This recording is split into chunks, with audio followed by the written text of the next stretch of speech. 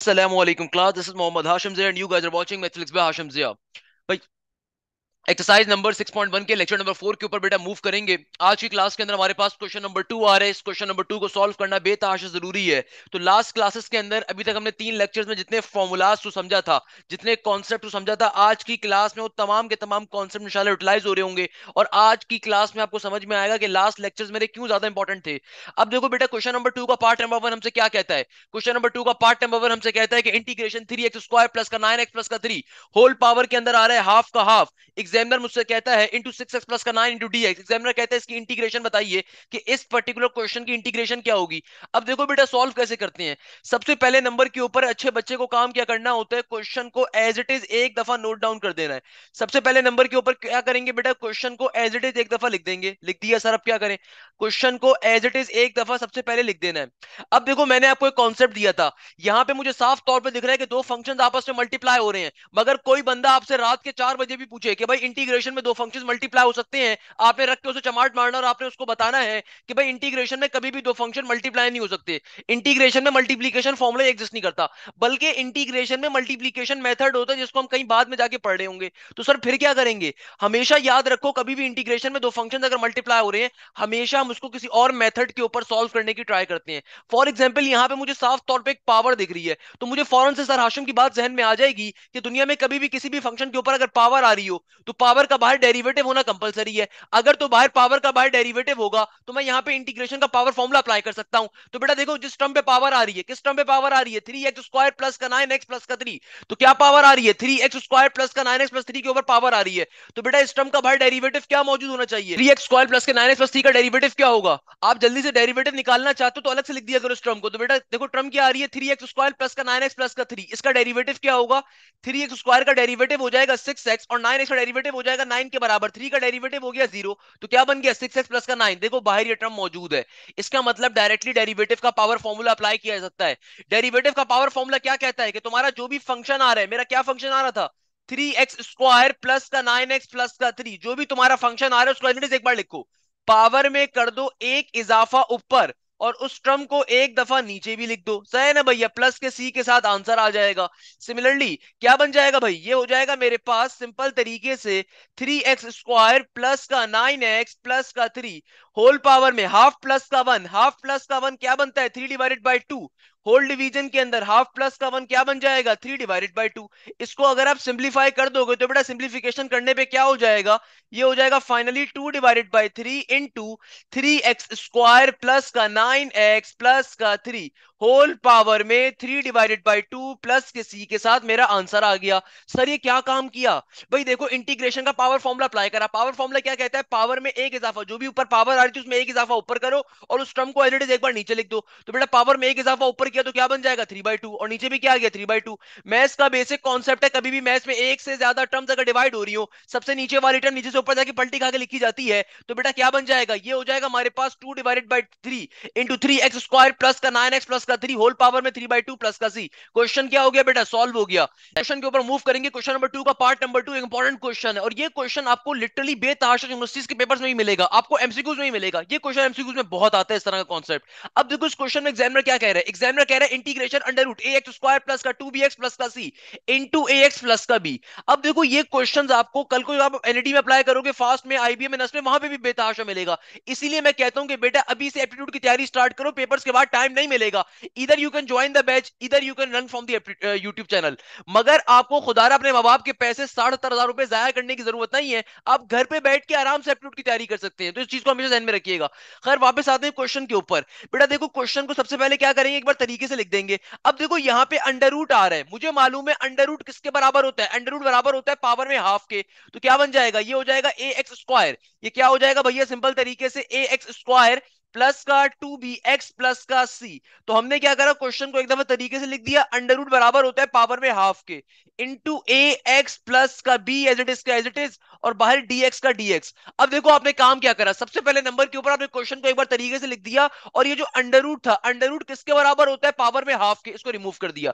अब देखो हमें मालूम है दुनिया में किसी भी टर्म के ऊपर अगर पावर आ रही हो तो पावर जिस टर्म पे आ रही होती है उसका बाहर डेरिवेटिव होना कंपलसरी है, तभी इंटीग्रेशन का पावर फॉर्मूला अप्लाई कर सकते हैं। इंटीग्रेशन में हमेशा ये बात याद रखिएगा कि कभी भी इंटीग्रेशन में कोई भी formula if you have to apply, तो always remember this thing, base का फंक्शन का बाहर डेरिवेटिव होना कंपलसरी है। तो अब देखो डेरिवेटिव कैसे अप्लाई किया जाएगा।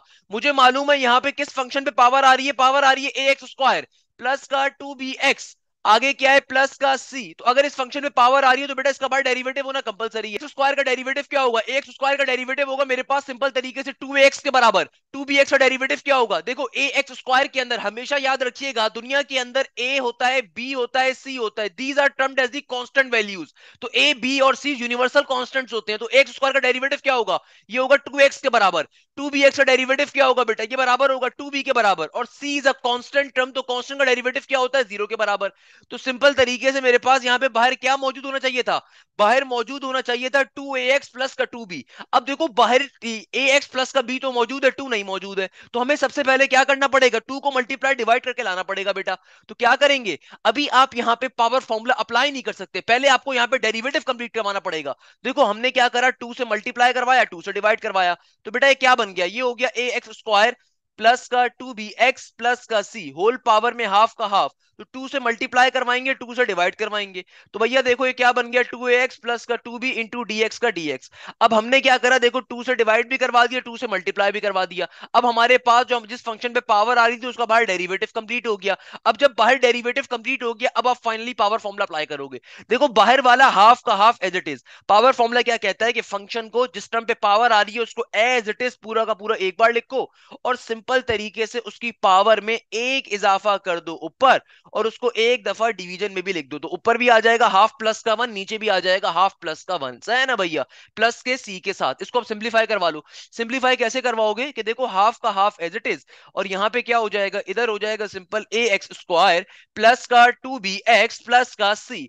देखो पावर में क्या है, हाफ प्लस का 1, हाफ प्लस का 1 किसके बराबर होता है, 3/2 के बराबर होता है। नीचे डिवीजन में भी क्या आ जाएगा, 3/2 आ जाएगा, सही है ना भैया। अब मैथ्स के बेसिक कॉन्सेप्ट को अप्लाई करेंगे। मैथ्स में कभी भी एक से ज्यादा टर्म्स अगर डिवाइड हो रही होती है, नीचे वाली टर्म नीचे से ऊपर जाके पलटी खा के लिखी जाती है। तो देखो बाहर वाला हाफ का हाफ एज इट इज, ये नीचे वाली टर्म नीचे से ऊपर जाके रेसिप्रोकेट फॉर्म में लिखी जाएगी। तो क्या बन जाएगा, 2/3 बन जाएगा। इनटू ब्रैकेट के अंदर क्या है, ए एक्स स्क्वायर प्लस का 2bx प्लस का सी होल पावर में 3/2।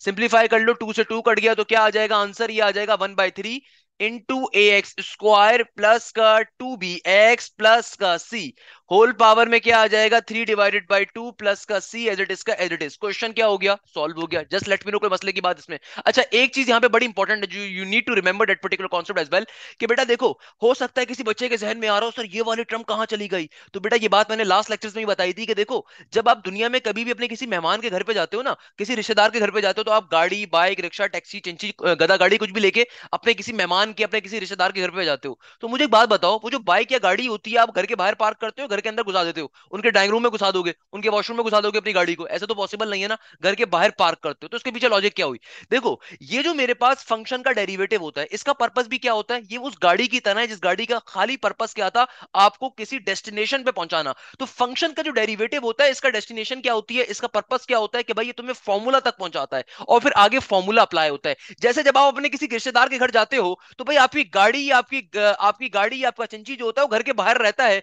उसका पर्पस ये था कि उसने आपको खाली वहां तक पहुंचा दिया। जब उसने आपको वहां तक पहुंचा दिया, now you need to step in the house by your own self, आपको खुद अब अंदर एंटर होना है। सेम गोस फॉर हियर कि देखो कभी भी जो फंक्शन का डेरिवेटिव होता है ना, ये कभी भी क्वेश्चन में आगे इस्तेमाल नहीं होता, इसका खाली पर्पस क्या होता है, फॉर्मूला अप्लाई करवाना। फॉर्मूला जब एक बार अप्लाई हो जाता है या गायब हो जाता है, खत्म हो जाता है। ये बहुत सिंपल सी मिसाल मैंने आपको दे दी। नेक्स्ट क्वेश्चन में मूव करेंगे, again one of my favourite question भाई। क्वेश्चन नंबर 2 के सारे पार्ट बड़े इंपॉर्टेंट है, और ये वो पार्ट्स हैं जो आपके कॉन्सेप्ट को बिल्ड करने में बेतहाशा इस्तेमाल होंगे। ये वो पार्ट्स हैं जो आपके कॉन्सेप्ट को समझने में बेतहाशा इस्तेमाल होंगे। तो क्वेश्चन नंबर 2 का पार्ट नंबर 3 कहता है integration 6x plus 5 divided by root के अंदर 3x स्क्वायर प्लस का 5x प्लस का 2। एग्जामिनर कहता है सॉल्व करके बताइए कैसे सॉल्व करेंगे इस क्वेश्चन को। देखो सबसे पहले नंबर के ऊपर क्वेश्चन को एज इट इज एक दफा लिख देना है। सबसे पहले नंबर के ऊपर क्या करना है मेरा बेटा, क्वेश्चन को एज इट इज एक दफा लिख देना है। लिख देंगे भैया, एक दफा क्वेश्चन को क्या कर दिया बेटा, लिख दिया, सही है ना भाई, क्वेश्चन को एज इट इज एक दफा लिख दिया। अब देखो मुझे साफ तौर पे दिख रहा है कि दो फंक्शंस डिवाइड हो रहे हैं। ऑलवेज रिमेंबर दिस थिंग, ना तो इंटीग्रेशन में मल्टीप्लीकेशन का कोई डायरेक्टली फॉर्मूला फॉर्मूला है, ना डिवीजन का कोई फॉर्मूला है, ना इनवर्स ट्रिगोनोमेट्री का कोई फॉर्मूला है, ना एलन का कोई फॉर्मूला है। ये चार चीजें जिंदगी में हमेशा याद रखिएगा, इन चारों चीजों को बेतहाशा हम यूज करेंगे थ्रू आउट द इंटीग्रेशन। ये चार बेसिक पिलर्स हैं इंटीग्रेशन के, कि ना तो इंटीग्रेशन के अंदर डायरेक्टली कोई मल्टीप्लीकेशन का फॉर्मूला होता है जैसे डेरिवेटिव में होता है, ना कोई डिवीजन का फॉर्मूला होता है जैसे डेरिवेटिव में होता है, ना इनवर्स ट्रिगोनोमेट्री के फॉर्मूलास एग्जिस्ट करते हैं इंटीग्रेशन में, ना ही एलन का कोई फॉर्मूला एग्जिस्ट करता है। बेटा मैंने जो चीज आपको पढ़ाई थी ना, जो आपके जहन में आ रही हो कि बेटा वो एलन शॉर्टकट है, एलन का डायरेक्टली कोई फॉर्मूला एग्जिस्ट नहीं करता। ये फ्रेंड पिलर्स हैं जो आपको हमेशा याद होने चाहिए। अब देखो ये चीजें मैं क्यों बताता हूँ, क्योंकि देखो इंटीग्रेशन लोगों को मुश्किल इसलिए नहीं लगती कि वो मुश्किल है, लोगों को इंटीग्रेशन इसलिए मुश्किल लगती है कि वो बेसिक कॉन्सेप्ट जो होते हैं इंटीग्रेशन में बहुत सारे होते हैं, भूल जाते हैं। तो आपको मैं स्टार्टिंग से एक चीजें कुछ याद करवा रहा हूं, उनको ध्यान में रखिएगा। अब देखो यहाँ पे दो फंक्शंस डिवाइड हो रहे हैं, हमें मालूम है डायरेक्टली कोई डिवीजन फॉर्मूला होता नहीं है, तो इसका मतलब क्या है, हमेशा हमारी कोशिश होनी चाहिए पहले इसको नॉर्मल वे पे सॉल्व करो, और नॉर्मल वे में पहला मेथड क्या होता है, पावर फॉर्मूला।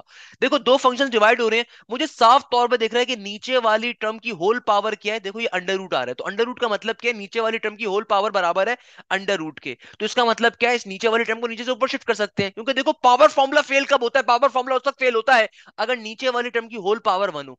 यहां पे तो नीचे होल टर्म पे पावर रूट आ रही है ना, तो अगर मैं इसको एक दफा तरीके से लिख दूं, क्या बन जाएगा, जरा गौर से बात को समझिएगा। देखो ऊपर क्या मौजूद है, 6x प्लस का 5, नीचे डिवीजन में जो अंडर रूट आ रहा है, अगर मैं इसको रिमूव करूं तो बेटा ये क्या बन जाएगा। अब तमाम लोग बोलोगे सर ये बन जाएगा, नीचे आ गया 3x स्क्वायर प्लस का 5x प्लस का 2, और होल पावर में क्या आ जाएगा, हाफ का हाफ इंटू dx का dx, तो नीचे वाली होल टर्म पे पावर क्या आ गई, हाफ। अब देखो अगर मैं इस नीचे वाली टर्म को नीचे से ऊपर लेके चला जाऊं तो क्या बन जाएगा, पावर में नेगेटिव का हाफ बन जाएगा। तो भाई ये क्या हो जाएगा, ये हो जाएगा इंटीग्रेशन का इंटीग्रेशन, यहां पे हो जाएगा 3x स्क्वायर प्लस का 5x प्लस का 2, होल पावर में क्या हो जाएगा, नेगेटिव का हाफ इंटू 6x प्लस का 5 इंटू dx। यानी कि देखो हमारे पास नीचे वाली टर्म जब नीचे से ऊपर गई तो क्या बन गया, ये बन गया नेगेटिव का हाफ, और ऊपर पहले से क्या मौजूद है, 6x प्लस का 5। तो अगर अब हमें क्वेश्चन को सॉल्व करना है तो how we will be solving this question, बहुत ही सिंपल है कि देखो हमारे पास जिस टर्म पे पावर होती है उसका बाहर डेरिवेटिव होना क्या होता है, कंपलसरी होता है। ये बात समझ में आ रही है, उसका बाहर डेरिवेटिव होना क्या होता है, कंपलसरी होना चाहिए। तो आइए चेक कर लेते हैं भाई, इस टर्म पे अगर पावर आ रही है इसका बाहर डेरिवेटिव है भी है कि नहीं है। कैसे चेक करेंगे, देखो यहाँ पे क्या आ रहा है, 3x स्क्वायर प्लस का 5x प्लस का 2, तो बेटा 3x स्क्वायर का डेरिवेटिव क्या होगा, देखो ये बराबर होता है 6x के, 5x का डेरिवेटिव क्या होगा, 5 के बराबर, और 2 का डेरिवेटिव क्या होगा, 0 के बराबर। तो भैया 6x प्लस 5 बाहर मौजूद होना चाहिए, देखो यहाँ पे मौजूद कर रहा है, इसका मतलब क्या है कि जिस टर्म पे पावर आ रही है उसका बाहर डेरिवेटिव एग्जिस्ट कर रहा है। तो भाई सिंपल तरीके से मैं क्या लिख सकता हूं, आई कैन से कि देखो यहाँ पे इंटीग्रेशन का पावर फॉर्मूला अप्लाई हो जाएगा। पावर फॉर्मूला क्या कहता है कि जिस टर्म पे बाहर पावर आ रही हो, जिस टर्म पे पावर आ रही हो उसका बाहर डेरिवेटिव भी एग्जिस्ट कर रहा हो, सिंपल तरीके से पावर फॉर्मूला अप्लाई करेंगे। पावर फॉर्मूला कहता है कि भाई अपने फंक्शन को एज इट इज एक दफा लिख दो, आंखें बंद करके लिख दिया भैया। अब जो भी पावर में वैल्यू थी, जो भी पावर में वैल्यू थी उसमें एक इजाफा करो ऊपर, और जो भी ऊपर वैल्यू बने उसको एक दफा नीचे भी लिख दो। भाई सिंपल सी बात हो, कोई क्या मसले की बात है इसमें। तो बेटा ये क्या बन जाएगा, ये हो जाएगा सिंपल तरीके से 3x स्क्वायर प्लस का 5x प्लस का 2, और होल पावर में देखो क्या आ जाएगा, नेगेटिव का हाफ प्लस का 1 is always equal to positive का हाफ, और देखो यहां पे भी क्या आ जाएगा, नीचे आ गया पॉजिटिव का हाफ प्लस के सी के साथ। तो अगर मैं क्वेश्चन को सिंप्लीफाइड फॉर्म में लिखूं तो what it will become, it will simply become, नीचे वाला हाफ नीचे से ऊपर जाके रेसिप्रोकेट फॉर्म में लिखा जाएगा, इट विल बिकम 2 का 2, और यहां पे क्या आ जाएगा, सिंपल 3x स्क्वायर प्लस का 5x प्लस का 2, होल पावर में हाफ प्लस का सी। क्वेश्चन क्या हो गया, सॉल्व हो गया। क्वेश्चन क्या हो गया भैया जी, हमारे पास सिंपल तरीके से सॉल्व हो गया और हमारा पर्टिकुलर आंसर आ गया। हमारे क्वेश्चन का सिंपल तरीके से क्या आ गया, आंसर आ गया। मुझे बताइए इस क्वेश्चन में क्या मसले की बात है, क्या प्रॉब्लम की बात है, क्या परेशानी की बात है, क्या चिंता की बात है। नंबर 2 का पार्ट नंबर 4 कैसे सॉल्व करोगे, सेम पैटर्न का कॉन्सेप्ट आ रहा है कि अगेन देखो मेरे पास कंप्लीट टर्म के ऊपर क्या आ रही है बेटा, पावर आ रही है एक्स स्क्वायर प्लस का 4x प्लस का 3 की होल पावर नेगेटिव का 9 आ रहा है। आपने क्या करना है भैया, इस क्वेश्चन को आपने खुद से सॉल्व करना है। कैसे सॉल्व करोगे, देखो जिस टर्म के ऊपर ही पावर आ रही है उसका बाहर डेरिवेटिव होना कंपलसरी है बेटा, बेसिक कॉन्सेप्ट है। तो भाई x square plus 4x plus 3 का डेरिवेटिव क्या होगा, एक्स स्क्वायर प्लस के 4x प्लस 3 का डेरिवेटिव होगा सिंपल तरीके से 2x, और प्लस के 4x का डेरिवेटिव होगा 4 के बराबर, और 3 एक कांस्टेंट टर्म है, कांस्टेंट टर्म का डेरिवेटिव होता है 0। तो देखो फंक्शन का बाहर डेरिवेटिव एग्जिस्ट कर रहा है, इसका मतलब डायरेक्टली पावर फॉर्मूला अप्लाई करवा दोगे तो क्या बन जाएगा, क्वेश्चन को एज इट इज एक बार लिखोगे, यानी कि अपने फंक्शन को एज इट इज एक बार लिखेंगे, पावर में कर देंगे एक इजाफा ऊपर, तो नेगेटिव का 9 प्लस का 1 क्या बन जाएगा, नेगेटिव का 8, और नीचे भी क्या आ जाएगा, नेगेटिव का 8 प्लस के सी के साथ। क्वेश्चन हो गया हमारा सॉल्व, सही है ना भैया। अच्छा क्वेश्चन नंबर 2 का part number 5 is interesting question. और ये क्वेश्चन आपको पेपर्स के अंदर मिल भी जाएगा, एमसीक्यूज में स्पेशली ये क्वेश्चन बहुत आता है इंटीग्रेशन रिलेटेड एमसीक्यूज के ऊपर। एप्टीट्यूड में भी नस्ट में ये क्वेश्चन बहुत आया हुआ है, इनफैक्ट नस्ट के लास्ट ईयर के नेट के अंदर ही आया था, एनईडी में बहुत पूछा गया, एनईडी कंप्यूटराइज्ड टेस्ट के अंदर। क्या कह रहा है एग्जामिनर, कह रहा है इंटीग्रेशन एक्स माइनस का 2 इंटू एक्स माइनस का 3 इंटू एक्स माइनस का 4। देखो सबसे पहली गलती जो अक्सर बच्चे यहाँ पे करते हैं ना, देखते हैं तीन फंक्शंस मल्टीप्लाई हो रहे हैं, इनको मल्टीप्लाई करवा देते हैं। बेटा देखो हमेशा याद रखिएगा, इंटीग्रेशन में कोई मल्टीप्लीकेशन का डायरेक्टली फॉर्मूला एग्जिस्ट नहीं करता भाई। बेटा इंटीग्रेशन में मल्टीप्लीकेशन का एक मेथड है जिसको बाय पार्ट्स मेथड कहते हैं, डिवीजन का मेथड है जिसको पार्शियल फ्रैक्शन मेथड कहते हैं, वो एक अलग अजाब है, उसको डायरेक्टली कभी अप्लाई नहीं कर सकते आप, रिमेंबर दिस थिंग। तो मैं कैसे सॉल्व करोगे इस तरह के क्वेश्चन को, हमेशा देखो कि यार यहाँ पे तीन टर्म्स मल्टीप्लाई हो रही हैं, तो आपने भाई मल्टीप्लीकेशन का फॉर्मूला तो एग्जिस्ट नहीं करता, तो आपने क्या करना है, पहले इन टर्म्स को मल्टीप्लाई करवा देना है, ताकि फंक्शन क्या बन जाए, क्वेश्चन क्या बन जाए, आसान बन जाए। तो मैं क्या करूंगा, देखो x माइनस टू एक ब्रैकेट है, फिर x माइनस थ्री है, फिर x माइनस फोर है, तो पहले मैं इन दो ब्रैकेट्स को मल्टीप्लाई करवा देता हूँ आपस में, क्योंकि मुझे मालूम है भाई इंटीग्रेशन में मल्टीप्लीकेशन का फॉर्मूला तो एग्जिस्ट करता नहीं है ना। तो अब अगर मुझे इस क्वेश्चन को सॉल्व करना है तो इसको सिंप्लीफाई करवा देते हैं। सिंप्लीफाई कैसे करवाऊंगा कि पहले दो ब्रैकेट्स को आपस में मल्टीप्लाई करवा देते हैं। दुनिया में दो ब्रैकेट्स कैसे मल्टीप्लाई होते हैं, देखो पहले वाली जो टर्म है, ये पहले ब्रैकेट की जाके इस टर्म से मल्टीप्लाई होगी, तो क्या बन गया, ये बन गया एक्स स्क्वायर के बराबर। फिर ये एक्स जाके नेगेटिव थ्री से मल्टीप्लाई होगा तो इट विल बिकम नेगेटिव का थ्री एक्स। फिर ये माइनस का टू जाके एक्स से मल्टीप्लाई होगा तो इट विल बिकम नेगेटिव का टू एक्स। फिर ये नेगेटिव टू जाके जब नेगेटिव थ्री से मल्टीप्लाई होगा तो नेगेटिव नेगेटिव प्लस का थ्री टू जार सिक्स बन जाएगा, सही है ना। अब देखो बाहर क्या ब्रैकेट मौजूद है, बाहर एक ब्रैकेट एक्स माइनस का फोर अभी एज इट इज का एज इट इज मौजूद है। अब इसको जरा सिंप्लीफाई करके लिख देते हैं, तो बेटा क्या बन जाएगा, ये हो गया एक्स स्क्वायर का एक्स स्क्वायर माइनस का थ्री एक्स माइनस का two x will become minus का फाइव एक्स प्लस का सिक्स एज इट इज का एज इट इज। अब देखो बाहर क्या मौजूद है, बाहर मौजूद है एक्स माइनस का फोर इंटू डी एक्स। अब देखो ये जो बाहर वाला ब्रैकेट है इससे जाके मल्टीप्लाई हो जाएगा तो क्या बन जाएगा, देखो बेटा ये एक्स जाके जब एक्स स्क्वायर से मल्टीप्लाई होगा तो जाहिर सी बात है एक्स क्यूब बन जाएगा ना। देखो सिंपल मल्टीप्लीकेशन है बच्चों वाली, एक्स जाके एक्स स्क्वायर से मल्टीप्लाई हुआ तो एक्स क्यूब बन गया। फिर ये एक्स जाके नेगेटिव के फाइव एक्स से मल्टीप्लाई होगा तो इट विल बिकम नेगेटिव का फाइव एक्स स्क्वायर। फिर ये x जाके जब प्लस के सिक्स एक्स से मल्टीप्लाई होगा तो it will become simply plus का सिक्स एक्स। अब ये नेगेटिव का फोर तमाम टर्म से मल्टीप्लाई होगा, तो देखो नेगेटिव का फोर जाके जब एक्स स्क्वायर से मल्टीप्लाई होगा तो इट विल बिकम नेगेटिव का फोर एक्स स्क्वायर। ये नेगेटिव का फोर जाके जब नेगेटिव के फाइव एक्स से मल्टीप्लाई होगा तो जाहिर सी बात है नेगेटिव नेगेटिव प्लस का five four jar twenty, five four jar twenty x. ये नेगेटिव का फोर जाके जब प्लस के सिक्स से मल्टीप्लाई होगा तो इट विल बिकम नेगेटिव का सिक्स फोर जार क्या होता है, ट्वेंटी फोर होता है। तो सिंपल तरीके से ये आ गया इंटू डीएक्स का डीएक्स। तो जरा गौर से देखिएगा हमने क्या काम करा, हमारे पास तीन इंडिविजुअल ब्रैकेट्स आपस में मल्टीप्लाई हो रहे थे और इंटीग्रेशन पे अप्लाई करनी थी। देखो आप डायरेक्टली मल्टीप्लाई कर नहीं करवा सकते थे, मल्टीप्लिकेशन का फॉर्मूला इंटीग्रेशन में एग्जिस्ट नहीं करता कोई। तो हमने क्या करा, हमने कहा कि भैया इस क्वेश्चन को थोड़ा सिंप्लीफाई करवाते हैं। सिंप्लीफाई करवाने के लिए हमने तमाम टर्म्स को आपस में मल्टीप्लाई करवा दिया, तीनों ब्रैकेट्स को आपस में मल्टीप्लाई करवाया, बेसिक अलजेब्रिक मैथ्स जो होती है। उसके बाद हमारे पास ये आंसर आ गया। अब आप इसको जरा तरीके से एक दफा सिंप्लीफाई करके लिख दो। तो एक्स क्यूब वाली कोई और टर्म आ रही है, नहीं आ रही। एक्स स्क्वायर वाली कोई टर्म आ रही है, बिल्कुल आ रही है। तो नेगेटिव का फाइव एक्स स्क्वायर नेगेटिव का फोर एक्स स्क्वायर क्या बन जाएगा, ये बन जाएगा नेगेटिव का नाइन एक्स स्क्वायर प्लस का सिक्स एक्स और प्लस का twenty x it will become plus का ट्वेंटी सिक्स एक्स। और आगे क्या आ गया, आगे आ गया मेरे पास नेगेटिव का twenty four into d x का डी एक्स। अब हमने करना क्या है, सिंपल तरीके से इंटीग्रेशन को बारी बारी तमाम टर्म्स के ऊपर अप्लाई कर देना है, सही है ना। इंटीग्रेशन को बारी बारी तमाम टर्म्स पे अप्लाई कर देंगे तो बेटा इंटीग्रेशन एक दफा एक्स क्यूब पे अप्लाई हो जाएगी, क्योंकि देखो यहाँ पे अब फंक्शंस कैसी फॉर्म में आ गए, प्लस माइनस की फॉर्म में आ गए। And we know this thing, integration में कभी भी फंक्शन अगर प्लस माइनस की फॉर्म में लिखे जाए तो उसका मतलब क्या होता है, इंटीग्रेशन बारी बारी तमाम टर्म्स के ऊपर इजीली अप्लाई हो जाएगी। It's a very simple concept here, सही है ना भैया। तो सिंपल तरीके से हम लोगों ने काम कर लेना है, इंटीग्रेशन एक बार एक्स टू पे अप्लाई हो जाएगी, फिर इंटीग्रेशन अप्लाई हो जाएगी हमारे पास नाइन एक्स स्क्वायर के ऊपर इंटू डी एक्स का डी एक्स प्लस का साइन इंटीग्रेशन अप्लाई हो जाएगी ट्वेंटी सिक्स एक्स के ऊपर, फिर माइनस का साइन इंटीग्रेशन अप्लाई हो जाएगी twenty four into d x के ऊपर। अब कैसे सॉल्व करोगे इसको फर्दर, एक्स क्यूब की इंटीग्रेशन क्या होती है, सिंपल पावर फॉर्मूला। क्या कहता है इंटीग्रेशन पावर फॉर्मूला, जिस टर्म पे भी पावर आ रही है उसका बाहर डेरिवेटिव होना कंपलसरी है। एक्स के ऊपर अगर पावर आ रही है तो एक्स का डेरिवेटिव क्या होगा, वन के बराबर होगा। सिंपल तरीके से सॉल्व हो गया, क्या बन गया पावर फॉर्मूला के अंदर एक्स की power four divided by four minus का साइन नाइन, यहाँ पे क्या है कांस्टेंट टर्म पहले आ जाएगी, इंटीग्रेशन एक्स स्क्वायर पे अप्लाई हो गया, एक्स स्क्वायर के ऊपर अगेन पावर फॉर्मूला अप्लाई कर दिया जाएगा। क्या बन जाएगा, एक्स की पावर में थ्री, पावर में एक इजाफा ऊपर, उसको एक बार नीचे भी लिख दोगे, फिर आगे प्लस का साइन ट्वेंटी सिक्स का ट्वेंटी सिक्स कांस्टेंट टर्म पहले आ गई, इंटीग्रेशन एक्स पे अप्लाई होगा तो बेटा क्या बन जाएगा, पावर फॉर्मूला अगेन पावर में एक इजाफा ऊपर, उसको एक बार नीचे भी लिखोगे, माइनस का साइन इंटीग्रेशन ट्वेंटी फोर पे अप्लाई होगी तो क्या बन जाएगा भैया, twenty four is a constant term, always remember this thing when the integration is applied on a constant term. तो बेटा आप उस कांस्टेंट टर्म को आप एज इट इज लिखते हो, और जिस फंक्शन के रिस्पेक्ट से इंटीग्रेशन अप्लाई हो रही होती है उस फंक्शन का वेरिएबल लिख दिया जाता है साथ में, प्लस किसी के साथ आंसर आ गया। तो भैया देखो थ्री वन जार थ्री, थ्री थ्री जार नाइन, टू वन जार टू, टू थ्री जार सिक्स। तो फाइनली आंसर क्या आ गया, आंसर आ जाएगा one divided by four into x की पावर फोर माइनस का थ्री एक्स क्यूब प्लस का थर्टीन एक्स स्क्वायर माइनस का 24x और प्लस का c लाजमी लिखा जाता है। मैं अगर भूल जाऊं बेटा आपने नहीं भूलना। c is termed as the integral constant. c को क्या कहा जाता है? Integral constant. क्वेश्चन क्या हो गया? चुटकी बजा के सॉल्व हो गया भाई। नेक्स्ट क्वेश्चन पे मूव करें जल्दी से। नेक्स्ट क्वेश्चन भी अगेन बहुत इंपॉर्टेंट आ रहा है, अक्सर यूनिवर्सिटीज के पेपर्स के अंदर एमसीक्यूज आता है, इंटर में भी आपका एमसीक्यूज के लिए बहुत ज्यादा इंपॉर्टेंट क्वेश्चन है। देखो ये क्वेश्चन 5 नंबर में कभी भी नहीं आएंगे। देखो क्वेश्चन नंबर एक्सरसाइज 6.1 के जो इनिशियल पार्ट्स है ना, ये 4 नंबर के लिए पेपर में नहीं आएंगे। ये वो पार्ट्स हैं जो आपको कॉन्सेप्ट बिल्ड कर रहे हैं, कि हमेशा याद रखो अगर ये क्वेश्चन पेपर में आ रहा है तो कैसे सॉल्व करोगे। देखो नॉर्मल सी बात है, मुझे मालूम है कि भाई यहाँ पे अब देखो इस क्वेश्चन को अगर मैं सॉल्व करने पे जाता हूं ना, तो एक अच्छा बच्चा क्या देखेगा? अच्छा बच्चा देखेगा कि भाई होल टर्म पे पावर आ रही है। सर हाशिम ने बताया था इंटीग्रेशन के अंदर सबसे पहला हथियार ही हमारा क्या होता है? पावर फॉर्मूले का होता है। मगर फिर याद करेगा वो बच्चा के सर हाशिम ने ये भी बताया था कि जिस टर्म पे पावर आ रही हो, किस टर्म पे पावर आ रही है? 2x क्यूब माइनस के 3 के ऊपर, इसका भाई डेरिवेटिव होना भी कंपलसरी है।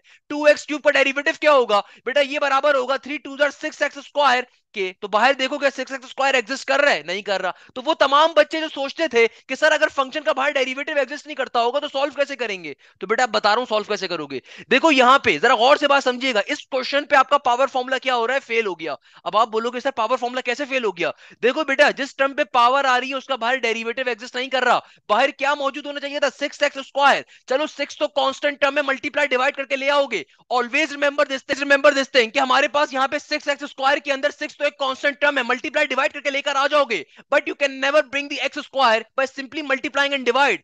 बेसिकली इंटीग्रेशन में चंद कंडीशंस होती हैं, हमेशा याद रखिएगा। आप कभी भी इंटीग्रेशन के बाहर से मल्टीप्लाई डिवाइड करके वेरिएबल को नहीं ला सकते। Always remember this thing. आप कांस्टेंट टर्म को तो ला सकते हो, आप कभी भी वेरिएबल को मल्टीप्लाई डिवाइड करके इंटीग्रेशन के बाहर से नहीं ला सकते। इसको मल्टीप्लाई डिवीजन अगर आपको करवानी है तो विद इन द इंटीग्रेशन कर सकते हो, मगर वो मेथड बहुत टफ हो जाता है, इसलिए आपको उसको समझने की भी नीड नहीं है। हमेशा अपने जहन में रखिएगा कि कभी भी दुनिया के अंदर आप वेरिएबल को बाहर से मल्टीप्लाई डिवाइड करके नहीं ला सकते, आप कांस्टेंट टर्म को मल्टीप्लाई डिवाइड करके ला सकते हो। तो अब देखो इस क्वेश्चन के अंदर बाहर क्या मौजूद होना चाहिए था? अगर मैं पावर फॉर्मूला अप्लाई करना चाहता हूं तो बाहर 6x स्क्वायर मौजूद होना चाहिए था यहाँ पे। अब नहीं एग्जिस्ट करा तो मल्टीप्लाई डिवाइड करके एक्स स्क्वायर वेरिएबल नहीं आ सकता। अगर वेरिएबल एग्जिस्ट नहीं कर रहा तो इसका मतलब क्या है कि इसका बाहर डेरिवेटिव कंप्लीट ही नहीं हो सकता। अब क्या करें सर? अब तो सर फॉर्मूला ही अप्लाई नहीं हो सकता। तो बेटा देखो यहाँ पे फॉर्मूला अप्लाई नहीं कर सकते अनलेस बाहर ये टर्म बाहर किसी तरीके से ना आ जाए। और मुश्किल चीज क्या है यहाँ पे? X square. कि भाई देखो एक्स स्क्वायर कभी भी मल्टीप्लाई डिवीजन की फॉर्म में नहीं आ सकता। Variable you can never bring the variable by just multiplication and division, सही है ना भैया? तो इसका मतलब क्या हो गया? पावर फॉर्मूला यहाँ पे फेल हो गया। अब पावर फॉर्मूला फेल हो गया तो सर अब क्या करेंगे? अक्सर बच्चों के जहन में क्वेश्चन आता होगा ना, सर अगर बाहर फंक्शन का डेरिवेटिव नहीं बन पा रहा तो क्या करेंगे? तो देखो फिर आप इसको किसी और मेथड पे सॉल्व करने की कोशिश करते हो। अब फॉर एग्जांपल यहाँ पे देखो मुझे क्या दिख रहा है कि अगर मैं यहाँ पे इंटीग्रेशन का पावर फॉर्मूला अप्लाई नहीं कर पा रहा तो मुझे एक चीज तो एटलीस्ट दिख रही है कि भाई मैथ्स के अंदर बचपन में जब मैं छोटे छोटे से बच्चे थे तो हमें फॉर्मूला मालूम है। वो फॉर्मूला क्या था? ए माइनस बी का होल स्क्वायर किसके बराबर होता है? ए स्क्वायर का 2ab प्लस का बी स्क्वायर। तो हम यहाँ पे इस फॉर्मूले को ओपन करवाएंगे। यानी कि हमारी कोशिश क्या होगी? अब देखो अगर डायरेक्टली पावर फॉर्मूला अप्लाई नहीं हो सकता तो हमारी कोशिश होगी किसी तरीके से फंक्शन को सिंप्लीफाई करने की। सिंप्लीफाई करवा के क्या बन जाएगा? देखो यहाँ पे ए माइनस बी का होल स्क्वायर का फॉर्मूला अप्लाई हो जाएगा। ये मेरी पूरी ए वाली टर्म आ गई, ये पूरी की पूरी बी वाली टर्म आ गई। तो क्या बन जाएगा? देखो ये हो गया ए का स्क्वायर यानी कि 2x क्यूब का होल स्क्वायर हो गया, फिर माइनस का साइन, आगे 2ab। तो a की वैल्यू क्या है? 2x क्यूब के बराबर। b की वैल्यू क्या है? 3 का 3। आगे क्या हो गया? प्लस का साइन और b का स्क्वायर। b क्या है? 3 के बराबर, तो 3 का स्क्वायर हो गया, बाहर dx का dx। अब देखो इससे सिंप्लीफिकेशन करने से फायदा क्या हुआ कि हमारे पास ये टर्म प्लस माइनस की फॉर्म में कन्वर्ट हो गई। तो now I can send my integration on all the individual terms. अब मैं इंटीग्रेशन को तमाम टर्म्स पे सेंड कर सकता हूं। तो बेटा क्या बन जाएगा? ये हो जाएगा इंटीग्रेशन इस टर्म पे भी चली जाएगी, किसके ऊपर? 2x क्यूब की whole power square into dx के ऊपर, माइनस का साइन इंटीग्रेशन इस पूरी टर्म पे भी चली जाएगी, 2 into 2x cube into 3 into dx के ऊपर। सिमिलरली इंटीग्रेशन इस टर्म पे भी चली जाएगी, 3 का स्क्वायर इंटू dx के ऊपर। अब बेटा देखो क्या बन गया, इसको अगर आप तरीके से लिखो तो 2x क्यूब का स्क्वायर क्या होता है? ये होता है हमारे पास 4 इंटू, और 2 का स्क्वायर 4 हो गया, और पावर पावर ऑलवेज मल्टीप्लाई। तो एक्स क्यूब का स्क्वायर क्या हो जाएगा? 3 2 6 के बराबर इंटू डीएक्स का डीएक्स। माइनस का इंटीग्रेशन देखो 2 2 4 और फिर 4 3 क्या हो गया? 12x क्यूब का एक्स क्यूब इंटू डीएक्स। और यहाँ पे इंटीग्रेशन किस पे अप्लाई हो जाएगी? 3 के स्क्वायर 9 के बराबर होता है। अब आपने सिंपल इंटीग्रेशन को अप्लाई कर देना। तो बेटा इंटीग्रेशन को कैसे अप्लाई करोगे? बहुत सिंपल है। देखो 4 कांस्टेंट टर्म में पहले आ गया, इंटीग्रेशन एक्स स्क्वायर की एक्स की पावर 6 से किसके बराबर होगी? देखो एक्स की पावर 6 की इंटीग्रेशन पावर फॉर्मूला अप्लाई करोगे, पावर में एक इजाफा ऊपर, उसको एक बार नीचे भी लिख दोगे, माइनस का साइन 12 एक कांस्टेंट टर्म में पहले आ गया, एक्स क्यूब की इंटीग्रेशन क्या होगी, देखो पावर में एक इजाफा ऊपर, उसको एक बार नीचे भी लिख दोगे। प्लस का साइन, 9 की इंटीग्रेशन क्या होगी, देखो 9 is a constant term, whenever the integration applied on the constant term always remember this thing, constant term को ऑलरेडी लिखते हैं और जिसके रिस्पेक्ट से इंटीग्रेशन अप्लाई हो रही होती है वेरिएबल साथ में लिख दिया जाता है। प्लस के सी के साथ आपका आंसर आ जाएगा। इसको फर्दर सिंप्लीफाई करना चाहो फर्दर सिंप्लीफाई कर लो। क्या बन जाएगा फर्दर सिंप्लीफाई करके, 4/7 इंटू एक्स की पावर 7। 4 3 क्या होता है 12 के बराबर, तो नेगेटिव का 3 इंटू एक्स की पावर 4 प्लस का 9x प्लस का सी। क्वेश्चन क्या हो गया बेटा हमारा, सॉल्व हो गया। मुझे बताइए इसमें क्या मसले की बात है, क्या प्रॉब्लम की बात है, किसी भी हमारे शागिर्द को इसमें कोई मसला, भाई बच्चे बच्चे सॉल्व कर लेते हैं क्वेश्चंस तो। अब देखो नेक्स्ट क्वेश्चन क्या आ रहा है, नेक्स्ट क्वेश्चन आ रहा है कि भाई क्वेश्चन नंबर 2 की पावर 8 क्या कहता है, कहता है इंटीग्रेशन अप्लाई करनी है एक्स क्यूब माइनस के 3x स्क्वायर प्लस के 9 whole power 7/2 into x square minus के 2x के ऊपर। कैसे सॉल्व करोगे, देखो इस कंप्लीट टर्म पे पावर आ रही है बाहर, इसका डेरिवेटिव चेक कर लीजिए। अब देखो किस टर्म पे पावर आ रही है, पावर आ रही है एक्स क्यूब माइनस के 3x स्क्वायर प्लस के 9 के ऊपर, इसका डेरिवेटिव क्या होगा, भाई इसका डेरिवेटिव होगा 3x स्क्वायर और माइनस के 3x स्क्वायर का डेरिवेटिव क्या होगा, ये होगा माइनस का 6x और प्लस के 9 का डेरिवेटिव होगा 0। तो देखो बाहर क्या मौजूद होना चाहिए, बाहर ये वाली टर्म मौजूद होनी चाहिए। अभी बाहर क्या आ रहा है, अभी बाहर आ रहा है एक्स स्क्वायर माइनस का 2x। तो इसका मतलब क्या हुआ कि भाई आप पहले बाहर यहां पे भी इसका डेरिवेटिव एग्जिस्ट नहीं कर रहा, बाहर ये वाली टर्म डेरिवेटिव के तौर पे होनी चाहिए। अभी बाहर क्या आ रहा है एक्स स्क्वायर माइनस का 2x। तो भाई कैसे इसको सिंप्लीफाई करोगे, सिंपल सी बात है, अगर मैं पूरे फंक्शन को 3 से मल्टीप्लाई करवाऊंगा तो जाहिर सी बात है क्या बन जाएगा, ये बन जाएगा 3x स्क्वायर माइनस का 6x। तो यानी कि डेरिवेटिव कंप्लीट करवाने के लिए आपको 3 से मल्टीप्लाई 3 से डिवाइड करवाना पड़ेगा। जब कंप्लीट करवा दोगे तो डेरिवेटिव कंप्लीट हो जाएगा। तो इस क्वेश्चन को आपने एज अ होमवर्क के तौर पे लेना है, खुद से सॉल्व करना है। अरे भाई होमवर्क क्या, पूरा क्वेश्चन तो समझा दिया मैंने आपको कि फंक्शन का बाहर डेरिवेटिव कंप्लीट करवाने के लिए 3 लाना पड़ेगा, और जब 3 आ जाएगा तो फिर आप पावर फॉर्मूला यूटिलाइज कर लोगे, सिंपल तरीके से क्वेश्चन का क्या आ जाएगा बेटा, आंसर आ जाएगा। और क्वेश्चन क्या हो जाएगा हमारा, विद इन सेकंड्स के अंदर इंशाल्लाह ताला सॉल्व हो जाएगा। क्लियर है भैया जी, कोई मसले की बात है इसमें मेरा बेटा। क्वेश्चन नंबर 2 का पार्ट नंबर 8 खुद से सॉल्व करोगे। हमारे पास क्वेश्चन नंबर 2 का पार्ट नंबर 8 आ रहा है, पहले पार्ट नंबर 7 तब क्वेश्चन नंबर 2 का पार्ट नंबर 8 देखते हैं क्या कह रहा है। एग्जामिनर कह रहा है इंटीग्रेशन एक्स स्क्वायर माइनस का 5 होल पावर में 3। अगेन देखो इस क्वेश्चन में साफ तौर पे मुझे दिख रहा है कि भाई फंक्शन जिसके ऊपर पावर आ रही है उसका बाहर डेरिवेटिव तो एग्जिस्ट नहीं कर रहा। इसका मतलब क्या है, इस पर्टिकुलर पावर को ओपन करवाना पड़ेगा। अब देखो ये पावर क्या आ रही है, ये पावर आ रही है a माइनस बी का होल क्यूब। तो हमें मालूम है भैया a माइनस बी का होल क्यूब किसके बराबर होता है, भाई ये बराबर होता है सिंपल a क्यूब माइनस का 3a स्क्वायर b, आगे प्लस का 3ab स्क्वायर, आगे माइनस का बी क्यूब। तो ये हमारे पास फॉर्मूला होता है ए माइनस के बी के होल क्यूब का, ये बराबर होता है a क्यूब माइनस का 3a स्क्वायर b प्लस का 3ab स्क्वायर, आगे माइनस का बी क्यूब। तो ये हमारे पास फॉर्मूला होता है ए माइनस बी के होल क्यूब का। तो हमने सिंपल इस फॉर्मूले को यूटिलाइज कर लेना बेटा। सिंपल तरीके से क्या बन जाएगा, देखो ये मेरा फंक्शन ए आ गया, ये मेरा बी आ गया। मैं ये काम क्यों कर रहा हूं उसके पीछे लॉजिक क्या है, देखो डायरेक्टली यहाँ पे पावर फॉर्मूला इसका मतलब क्या अप्लाई नहीं कर सकते ना, क्योंकि देखो जिस टर्म पे पावर आ रही है उसका बाहर डेरिवेटिव होना कंपलसरी है। अब चूंकि बाहर यहाँ पे डेरिवेटिव कंप्लीट ही नहीं करवा सकता मैं, तो उसका मतलब क्या, पावर फॉर्मूला फेल हो गया। पावर फॉर्मूला फेल हो गया तो मेरी कोशिश क्या है इसको सिंप्लीफाई करवाने की। अब सिंप्लीफाई करवाने के लिए सारा काम किया हम लोगों ने। तो भैया क्या बन जाएगा, हमने क्वेश्चन को क्या कर दिया सिंप्लीफाई, तो क्या बन गया ए क्यूब, ए क्या है देखो ए मेरे पास है एक्स स्क्वायर, तो इसका क्या आ गया क्यूब आ गया, फिर माइनस का साइन 3 का 3 as it is. A square की वैल्यू क्या है, देखो ए स्क्वायर यानी कि एक्स स्क्वायर, मेरा ए क्या है एक्स स्क्वायर, इसका बाहर स्क्वायर ले लिया गया, सही है ना। आगे बी का बी, बी किसके बराबर है 5 के बराबर है, फिर प्लस का साइन 3a, ए किसके बराबर है देखो एक्स स्क्वायर के बराबर है, और बी का स्क्वायर, बी क्या है 5, तो 5 का स्क्वायर हो जाएगा। फिर आगे क्या है माइनस का बी क्यूब, तो देखो बी क्या है 5 के बराबर और बाहर होल क्यूब का होल क्यूब, इंटू डीएक्स का डीएक्स। अब आप इसको सिंप्लीफाई करवाते रहो, सिंपल तरीके से क्वेश्चन सॉल्व हो गया। तो भाई पावर पावर ऑलवेज मल्टीप्लाई, तो इट विल बिकम एक्स की पावर 6। यहाँ पे क्या हो जाएगा माइनस का 3 एक्स की पावर 4 इंटू 5, तो 3 4 जार डायरेक्टली काम कर लो, 3 5 जार क्या होता है 15 के बराबर।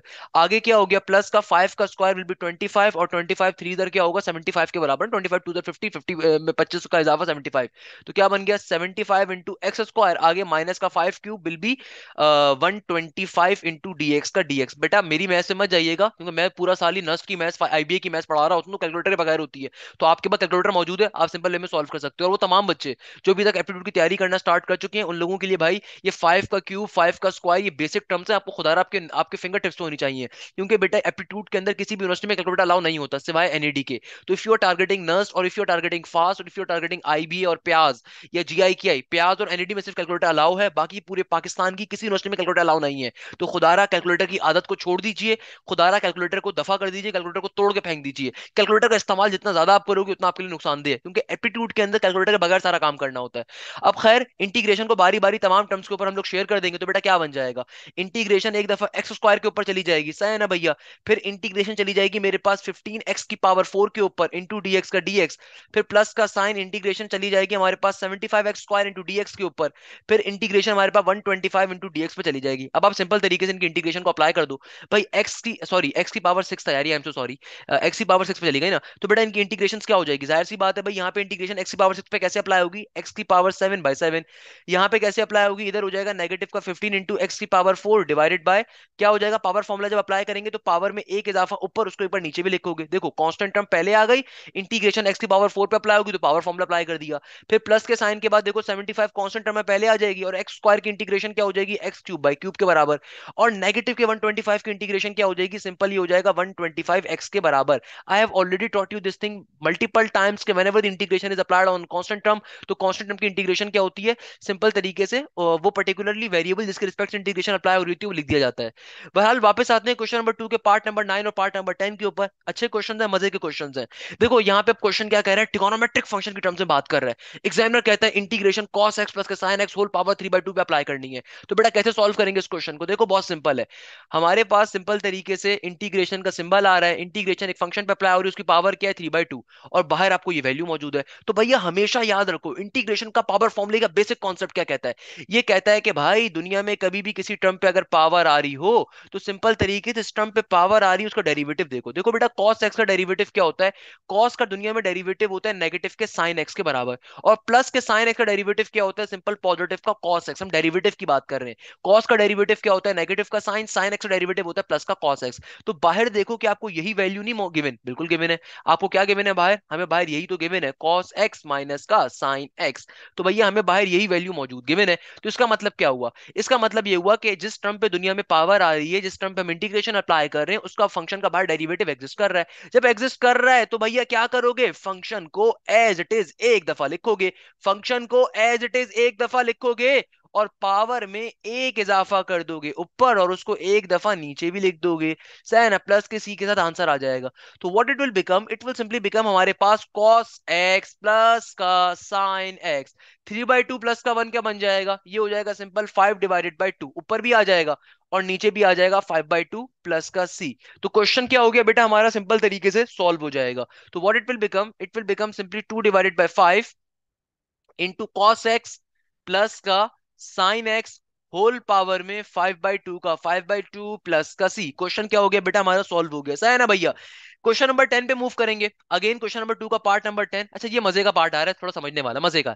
अब देखो इस क्वेश्चन में एग्जामिनर क्या कह रहा है, इस क्वेश्चन में एग्जामिनर कह रहा है कि भाई टेंजन एक्स प्लस का sine x into sec square x plus का cos x. Remember this thing बेटा, ट्रिगोनोमेट्री की इंटीग्रेशन को बहुत तरीके से समझिएगा, ये सबसे डिफिकल्ट इंटीग्रेशन होती है अक्सर बच्चों के लिए। जो ट्रिगोनोमेट्री की इंटीग्रेशन होती है ना सबसे डिफिकल्ट होती है। तो अभी आपकी बेस में पहले तामीर कर रहा हूं, जैसे जैसे एक्सरसाइज इंक्रीज होती जाएगी ना आप देखोगे कि भाई ट्रिगोनोमेट्रिक इंटीग्रेशन सबसे ज्यादा पेपर में आती है। अब देखो यहाँ पे क्या हो रहा है, दो फंक्शन आपस के अंदर मल्टीप्लाई हो रहे हैं, ये फंक्शन और ये फंक्शन। मगर हमें ये बात अपने कानों में अपने दिमागों में रखनी है कि there is no any such formula for the integration, multiplication के लिए कोई फॉर्मूला एग्जिस्ट नहीं करता। तो इसका मतलब क्या है कि भाई हम सिंपल तरीके से क्या काम कर रहे हैं, इस टर्म को इस टर्म से मल्टीप्लाई नहीं करवा रहे, बल्कि हमें यहाँ पे थोड़ा सा लॉजिकल सोचना है कि देखो इंटीग्रेशन में मल्टीप्लीकेशन फॉर्मूला तो एग्जिस्ट नहीं करता ना। तो इसका मतलब क्या है कि भाई आपने ये देखना है किस टर्म का बाहर डेरिवेटिव एग्जिस्ट कर रहा है, या इस टर्म का ये डेरिवेटिव है या ये टर्म इसका डेरिवेटिव है। क्योंकि देखो हमें ये बात मालूम है कि आपको अगर डायरेक्टली ऊपर कोई पावर दिख नहीं रही ना, मगर अल्लाह के प्यारे बंदो हमें ये बात मालूम है दुनिया में किसी भी टर्म के ऊपर कोई पावर ना हो तो उसका मतलब क्या होता है, पावर 1 तो होती है ना कम से कम। तो भाई यहाँ पे हमें ये चीज बड़ा गौर से देखनी है कि देखो अगर मेरे पास ऊपर कोई भी पावर नहीं है तो उसका मतलब क्या, पावर 1 है। तो हमारा सिंपल सा काम है, हम क्या करेंगे, हम गौर से देखेंगे कि भाई कौन किसका डेरिवेटिव है, उसको पावर फॉर्मूला अप्लाई कर देंगे। तो अब देखो tangent x plus sine x का डेरिवेटिव क्या होता है, हमें मालूम है कि दुनिया में टेंजन एक्स का डेरिवेटिव बराबर होता है किसके, सेक स्क्वायर एक्स के, और हमारे पास साइन एक्स का डेरिवेटिव होता है किसके बराबर, कॉस एक्स के बराबर। तो इसका मतलब क्या हुआ, सेक स्क्वायर एक्स प्लस का कॉस एक्स बन गया। अब अगर मुझे क्वेश्चन सॉल्व करने की कोशिश करूं तो मुझे साफ तौर पे दिख रहा है कि टेंजेंट एक्स प्लस के साइन एक्स का डेरिवेटिव क्या होगा, सेक स्क्वायर एक्स प्लस का कॉस एक्स, है ना भैया। तो अब देखो इंटीग्रेशन का पावर फॉर्मुला अगर अप्लाई किया जाए तो क्या बन जाएगा, पावर में एक इजाफा ऊपर उसके ऊपर नीचे लिख देंगे। तो सिंपल तरीके से देखो इस टर्म का यानी कि बाहर डेरिवेटिव मौजूद है। तो इंटीग्रेशन का पावर फॉर्मुला क्या कहता है कि सिंपल तरीके से अपने फंक्शन को लिखो, पावर में एक इजाफा कर दो ऊपर, उसको एक बार नीचे भी लिखो, प्लस के सी के साथ क्वेश्चन क्या हो गया, विद इन सेकंड्स के अंदर सॉल्व हो गया हमारा। इस तरीके से हमारे क्वेश्चन नंबर 2 के तमाम पार्ट्स क्या हो गए, सॉल्व हो गए। Question number 3 is interesting question, जिसको क्वेश्चन नंबर 3 को और क्वेश्चन नंबर 4 को नेक्स्ट क्लास के अंदर सॉल्व कर रहे होंगे। तो question number 3 is a very interesting question, इंशाल्लाह ताला नेक्स्ट क्लास में उसको सॉल्व करेंगे। आज के लिए question number 2 more than important है। तो भाई आज की क्लास के अंदर हमने पावर फॉर्मूले को समझा बहुत डिटेल के अंदर, इसके तमाम प्रैक्टिकल कॉन्सेप्ट्स को किस तरीके से क्वेश्चन आते हैं, और ये वाले क्वेश्चन यकीन मानिएगा एमसीक्यूज में बहुत आते हैं। तो आज की क्लास में इतना ही। लास्ट में बस एक छोटी सी बात कि भाई एप्टीट्यूड की तैयारी करना लाजमी तौर पे स्टार्ट करिए। If you are preparing for the any aptitude university ना, अगर आप किसी भी यूनिवर्सिटी की तैयारी कर रहे हो तो बेटा ये सारे कॉन्सेप्ट आपको एप्टीट्यूड में वैसे ही मिल रहे होंगे। आप एप्टीट्यूड में इससे हाई लेवल के कॉन्सेप्ट को डिस्कस कर रहे होते हैं हम लोग, तो जाहिर सी बात है ये वाली बेसिक तैयारी तो आपकी वैसी इंटीग्रेशन की हो जाती है, बेसिक तैयारी आपकी वैसी इंटरमीडिएट की हो जाती है। क्योंकि अगर आप एप्टीट्यूड की तैयारी कर रहे हो ना तो इंटरमीडिएट के आपके सारे एमसीक्यूज के नंबर तो वैसे ही कंफर्म हो जाते हैं। क्योंकि देखो एप्टीट्यूड के अंदर जो मैथ्स होती है, जो फिजिक्स होती है, जो केमिस्ट्री होती है, ये जो कंप्यूटर होती है, जो इंग्लिश होती है, वो आपके इंटरमीडिएट से 10 लेवल ऊपर की होती है। तो उसमें आपका इंटरमीडिएट तो वैसे ही कवर हो जाता है। तो खुदारा एप्टीट्यूड की तैयारी करना स्टार्ट करो, उससे आपको इंटरमीडिएट में भी फायदा होगा।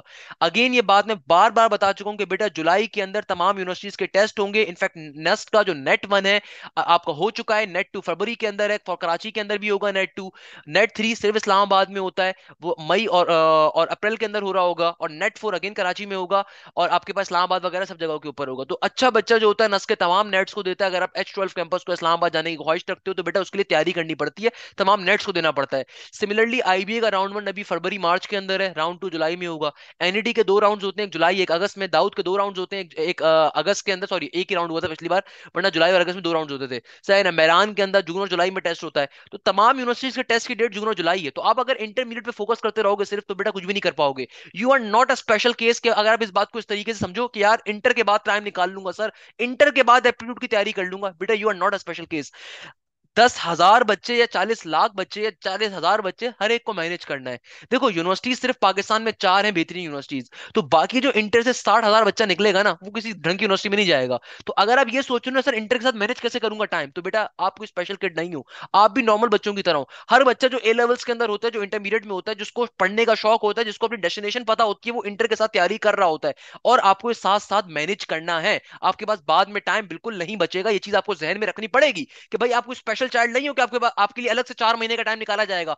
आपके अगर अम्मा अब्बा या आपके अगर कोई बड़े बहन भाई आपसे ये कहते हैं यार इंटर के बाद तैयारी कर लेना, तो बेटा उनके जमाने में इंटर के पेपर जो थे वो अप्रैल और मई में हो जाते थे, तो उनको कम से कम 4 महीनों का फ्री टाइम मिलता था। आपके तो पेपर्स जब जून में एंड हो रहे हैं, तो बेटा जुलाई में तो प्रैक्टिकल्स होते हैं, तो घंटा टाइम मिलेगा। तो भाई खुदारा अभी से तैयारी करना स्टार्ट करो। If you good on my YouTube channel, तो बेटा तमाम के तमाम मैंने लेक्चर्स फ्री ऑफ कॉस्ट डाले हुए हैं, सही है ना। आपको नस की प्लेलिस्ट भी मिल जाएगी, फास्ट भी मिल जाएगी, आईबी की मिल जाएगी, लम्स की मिल जाएगी, आपको हर यूनिवर्सिटी की मिल जाएगी। ऑनलाइन बैच का फायदा ये होता है कि भाई इसके अंदर तमाम सब्जेक्ट पढ़ाए जा रहे होते हैं, और विद 6,500 रुपीज आप किसी भी कोचिंग सेंटर में जाओगे बेटा 70,000 रुपए ले रहे हैं, तो अपने माँ बाप के खुदा इतने पैसे जाया करने की जरूरत नहीं है। अगर आप बैच में आना चाहते हो मोर देन वेलकम, नहीं तो मैंने सबको फ्री ऑफ कॉस्ट डाला हुआ है, फ्री ऑफ कॉस्ट भी पढ़ सकते हो, है ना। मगर बैच में बस फायदा ये होता है कि लाइव क्लासेस होती है और सारे सब्जेक्ट को कवर करवाया जा रहा होता है, मल्टीपल टेस्ट लिए जा रहे होते हैं, ये फायदा होता है। क्योंकि देखो एप्टीट्यूड में असल चीज क्या है, टेस्ट है। जितने ज्यादा आप टेस्ट दोगे उतनी ज्यादा आपकी प्रैक्टिस होगी, क्योंकि aptitude is literally something different from the intermediate. Intermediate में देखो इतनी बड़ी वर्किंग करनी पड़ती है, एप्टीट्यूड में कोई वर्किंग नहीं होती। एप्टीट्यूड के अंदर डायरेक्टली आपको आंसर लिखना होता है, एप्टीट्यूड के अंदर डायरेक्टली आपको क्या करना होता है, आंसर लगाने होता है, और वो आंसर शॉर्टकट्स के ऊपर होता है। तो भाई और वो शॉर्टकट से टाइम मैनेजमेंट कैसे आती है, देखो इंटरमीडिएट ए लेवल्स में क्या होता है, आपके पास 3 घंटे का टाइम होता है किसी भी एक सब्जेक्ट के पेपर को सॉल्व करने का। एप्टीट्यूड के अंदर जो है ना बेटा 1 घंटे में 4 सब्जेक्ट सॉल्व करने होते हैं, या 2 घंटे में 5 सब्जेक्ट सॉल्व करने होते हैं, IQ, physics, maths, chemistry, English, सही है ना। तो कहने का मकसद क्या है, एप्टीट्यूड की डिफिकल्टी लेवल से ज्यादा होता है। तो खुदारा टेस्ट बड़े मैटर करते हैं एप्टीट्यूड में, जितने ज्यादा आप टेस्ट दोगे उतनी आपकी टाइम मैनेजमेंट होगी। तो लाइव बेसिस के अंदर फायदा ये होता है कि हर वीक टेस्ट होता है, फिर ग्रैंड टेस्ट होते हैं, सो ऑन। तो इन तमाम चीजों को हम लेके चल रहे होते हैं। तो यहीं पे इस क्लास को एंड करूंगा इस उम्मीद के साथ कि बेटा ये जो मैं एक मैसेज आपको देता हूँ बड़ा इंपॉर्टेंट मैसेज है कि खुदारा एप्टीट्यूड की तैयारी करना लाजमी स्टार्ट करो। आपके इंटर की परसेंटेज किसी काम की नहीं है, किसी यूनिवर्सिटी को आपके इंटर की परसेंटेज से कोई काम नहीं है। जितनी यूनिवर्सिटीज होती हैं वो इंटर पे लानत भेजती हैं उसको, उनको उसके पीछे रीजन ये है कि उन्हें पता है कि इंटर में छाप के परसेंटेज आती है। इंटर की कोई वैल्यू नहीं है अकेले, अनलेस एंड अनटिल आप किसी यूनिवर्सिटी के अंदर अच्छे नंबर से टेस्ट क्लियर ना करो, आपको एडमिशन नहीं मिलेगा, इंटर की परसेंटेज को फायदा नहीं होगा। सही है ना भाई? तो यहीं पे इस क्लास को एंड करेंगे इस उम्मीद के साथ कि आप जाए जैसे खैरियत होंगे, मुझे बहुत सारी दुआओं में याद रखिएगा। जज़ाक अल्लाह, thank you so much. Hashim signing of.